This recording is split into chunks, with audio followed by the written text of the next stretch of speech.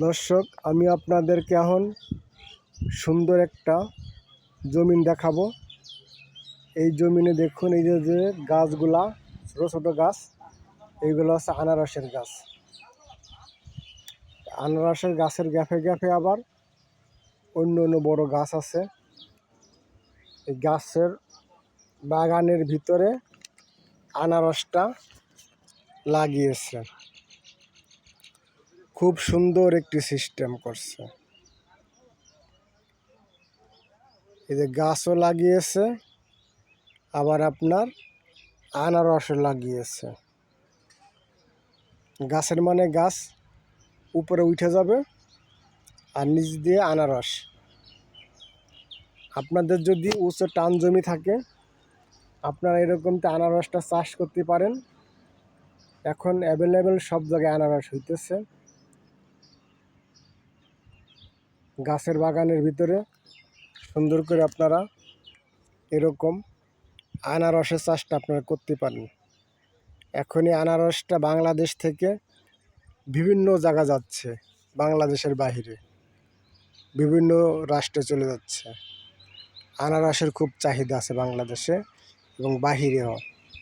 আমাদের বাংলাদেশের আনারসটা সব দেশে পছন্দ করে। আগে আনারসগুলো হয়তো শুধু পাহাড়ি এলাকায়, পাহাড়ের সাইড দিয়ে, এখন মনে করেন সরজমিতেও এই গাছগুলা লাগানো শুরু করছে। আনারসটা এখন সবখানে হইতেছে। এখন আর পাহাড়ি শুধু হিসাব কেউ করে না, সরজমিতেও হইতেছে। তাই আপনাদেরকে বলবো, যারা গাছের বাগান করেছেন, গাছের বাগানগুলো পরিষ্কার করে সুন্দর করে সার দিয়ে এখানে আপনি আনারসও চাষ করতে পারেন। আপনার গাছও হবে, প্লাস নিচে আপনার আনারসও বিক্রি করতে পারবেন। প্রতি বছর লক্ষ লক্ষ টাকা আপনার ইনকাম হবে। এই বুদ্ধিটা অবলম্বন করতে পারেন। খুব ভালো একটি বুদ্ধি। এই গাছগুলো আস্তে আস্তে বড় হইতেছে, নিচ দিয়ে বৎসরিক একটি আনারসের চাষও করতে পারবেন।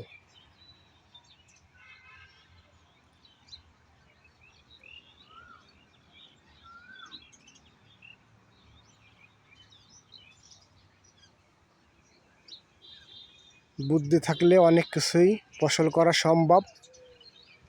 এক লাগে হলো বুদ্ধি, আর লাগে হলো একটু কষ্ট করতে হয় নিজেদের। সবই সম্ভব। ভালো থাকবেন।